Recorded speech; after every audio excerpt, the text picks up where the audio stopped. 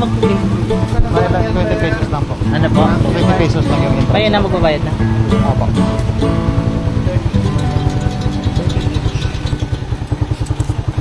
Thank you po. Dati, isang 24, 20 pesos lang. Ngayon, Mag-improve din.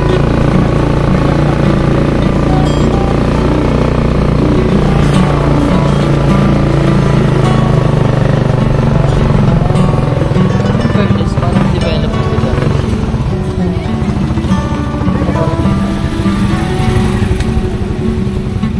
Dito na kuya? opo.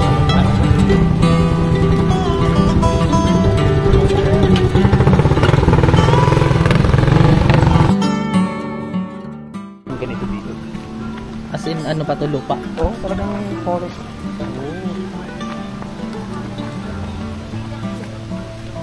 Develop. Magsisip na din kayo, sir? Opo. Ah, ganun. Pero ang gagawin natin dito is mag-picture muna tayo sa Falls 1, then babalik tayo dyan for zipline. Then kami, iikot kami, sunduin kayo namin doon sa baba. Ah, doon yung ano. So, kuya, pwede sabay kami sa zipline, dalawa? Yes po, yes po. Oo. So, ibig sabihin, mag-zipline ka talaga si Ito yung tallest zipline kasi. Yes po. So, papunta tayo ngayon sa Falls 1 na translate ko na yun kanina. Hikong Adong ang tawag sa Falls 1. Ibig sabihin, Pasig Falls. So, may height yan na 35 feet and dapat siya as the widest among the 7. So, yung tubig dito, from Lake Cebu is papuntang Rio Grande de Mindanao. Diretso dito. Ay, ang haba pala no? Opo. Never pa yan kuya ang ano? Lumiit yung tubig. Ganyan lagi. During dry season po, sir, nakahati yan sa gitna. Honestly. Pero wala pang story na Nawala. Na Na-dry. talagang nawalan ng tubig. Wala po. Wala po. Wow.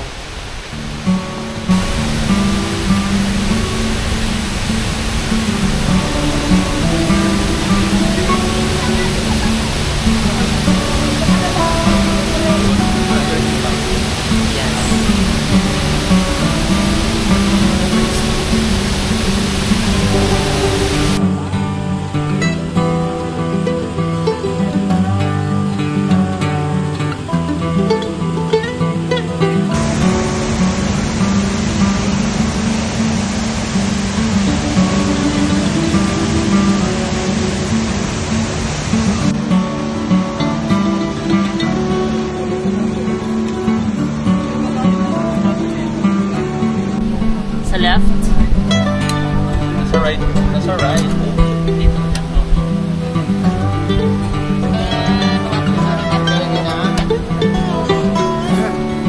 Doon! 135 doon!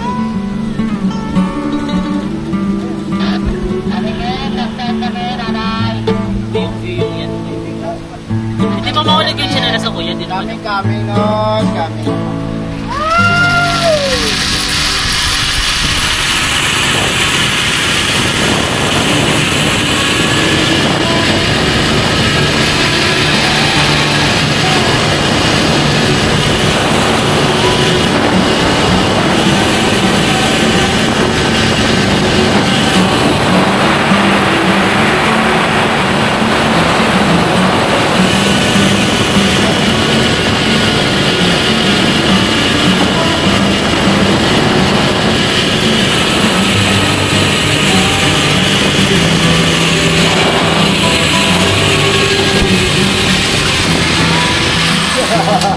Ay, hindi masakit yung ano dito.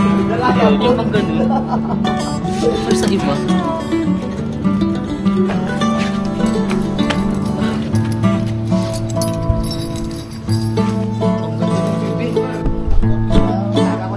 Ay, sakit. 135K tandem. Bye guys. Hey guys. See you later. Huwag na umiyak.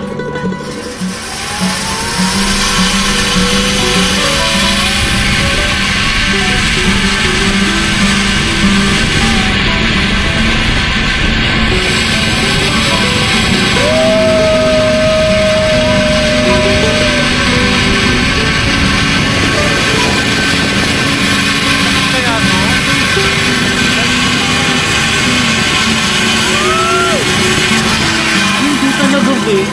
No? Red. Promising. Wait lang sir. Ay, sorry. Okay ba yan?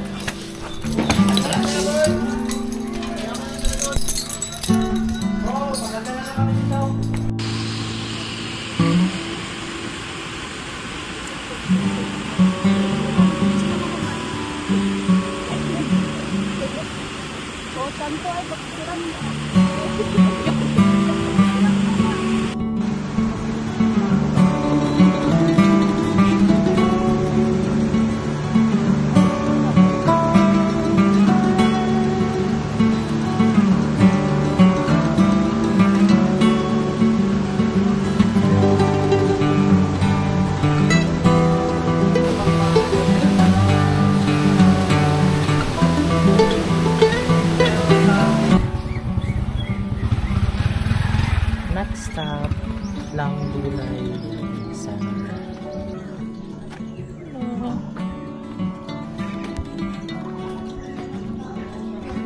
Wala po. Ay. Good morning po. Tapos kami.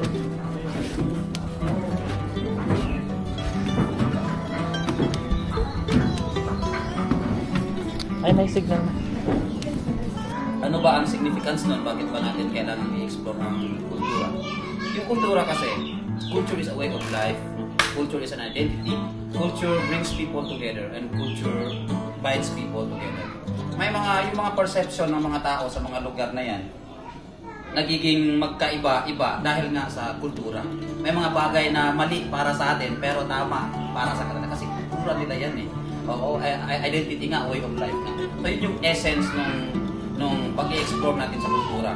One of the top cultural attraction dito sa Lake City is itong reading center ni Langdulay. Pero sino ba si Langdulay?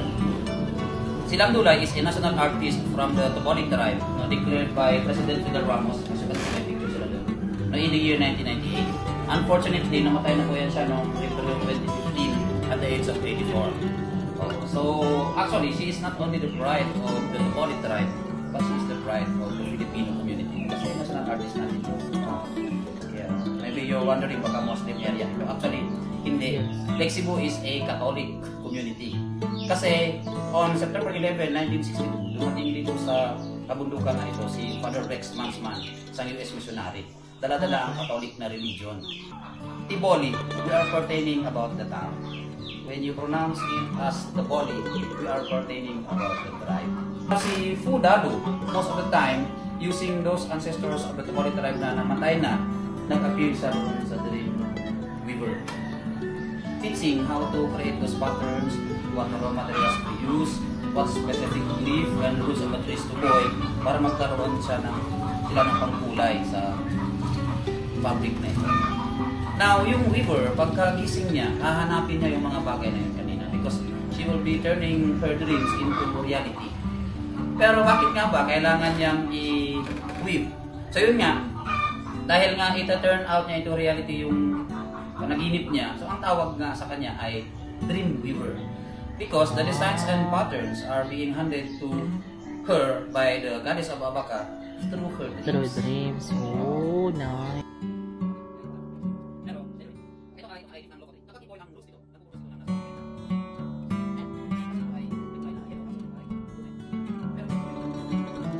Design niya. Bakit nga ba niya binibigkis-bigkis ang part na yan? Obviously, kapag niluto yan doon sa natural dye, kunyari, niluto siya sa, pinakuluan sa doon sa red na natural dye, obviously, lahat yan magiging red. Now, removing those parts na mayroong mga bigkis, lalabas yung design niya. Ay. Wala kasi yung dapat yun. Pero maano nyo po, mapop-force nyo yung in-explain ko. Ayan. Siyempre, kung maging red na itong lahat, removing this one, yung part na may iwan siyang white. Ito yung outcome niya. Yung mga may big kiss is itong mga white na portion. Itong mga red na ito yung mga wala na itong big kiss doon sa pag-create ng design. Ito yung hindi ako makapaniwala ito. Yung letters. I am a pure-blooded Toboli, pero hindi ko ma-imagine paano yan. Start na naman dito yan. Hanggang sa matapos yung 6 meters. And then, babalik na rin ulit Tapos papalo-paluin naman. Yan. And the final step. So ang tawag sa material na ito ay saki. Paplansahin po para kumintab. Yung friction, yun yung magkukos na kumintab siya. So ang tawag sa material na ito ay saki, yung trabaho ay samaki. So kailangan naka-angkla sa taas or nakapasok sa mga pitas to create the force. And then, dito. Kasi mag-iinit siya. Yes po. Hawakan mo lang na ganito. Tapos, yung friction, yun lang ang ma-share ko sa inyo na significance nito or I mean, the process. Na-explain lang sa inyo in just minutes pero pinakaralan ko namin ito for 1 semester.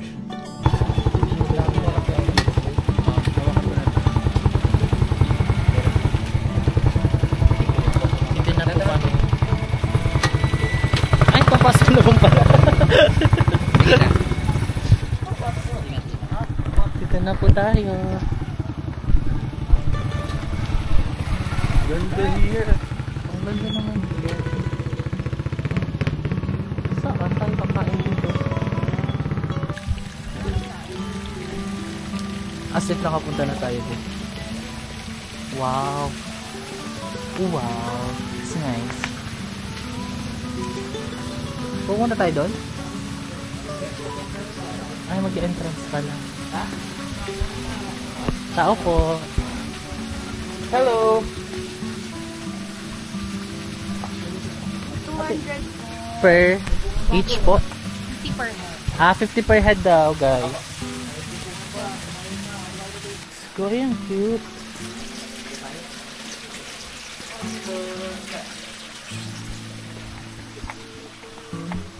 The Dream of Beavers Hill. Happy Valentine's.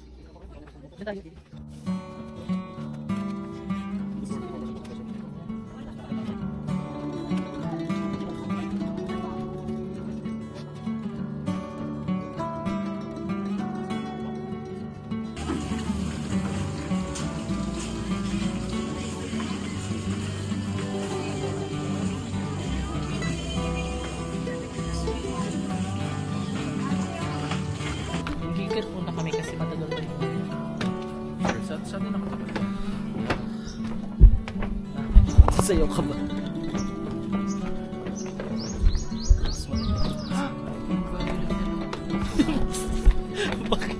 Bakit nandito na yung burgos?